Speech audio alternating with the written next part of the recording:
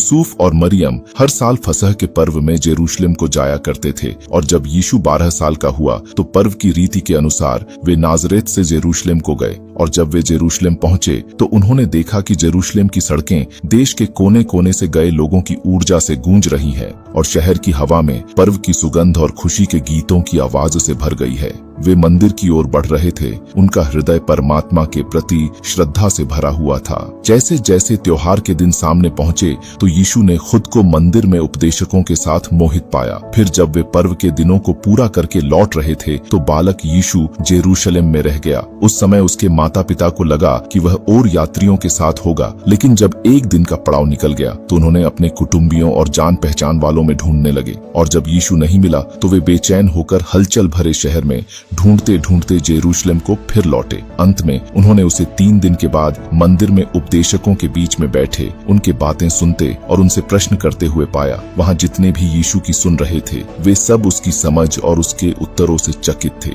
तब यीशु की माता राहत भरी आवाज में और चिंता का मिश्रण में यीशु के पास जाके कही, हे पुत्र, तुमने हमारे साथ ऐसा व्यवहार क्यों किया? तुम्हारे पिता और मैं बड़ी परेशानी में तुम्हें ढूंढ रहे थे। तब बालक यीशु ने अपने माता की चिंता को जानते हुए अपनी उम्र से कहीं अधिक बुद्धिमानी से उनसे कहा, आप मुझे क्यों ढूंढते हैं? क्या आप नहीं जानते हैं कि मुझे अपने पिता के भवन में होना आवश्यक है? यह बात जो यीशु ने कहा मंदिर में मौजूद लोगों के लिए रहस्यमय था, इसीलिए उसे उन्होंने नहीं समझा। लेकिन उनमें एक सच्चाई थी जो यूसुफ और मरियम के भीतर गहराई से गूंजती रही। और जब जेरूशलेम से नाजरेत को लौटे तो मरियम और यूसुफ को धीरे धीरे समझ आने लगा कि यीशु कोई साधारण बच्चा नहीं है, वह उनकी सोच से कहीं बड़े उद्देश्य के लिए नियुक्त किया गया है। वे परमेश्वर के बनाए गए रहस्यमय रास्ते पर आश्चर्यचकित थे, एक दिव्य उद्देश्य की एक झलक जो आने वाले वर्षों में सामने आएगी। उन्होंने इस बात को अपने मन में रखे रहा और यीशु नाजरेत में अपने पिता यूसुफ के कामों में सहायता करते हुए बड़ा और बलवंत हुआ।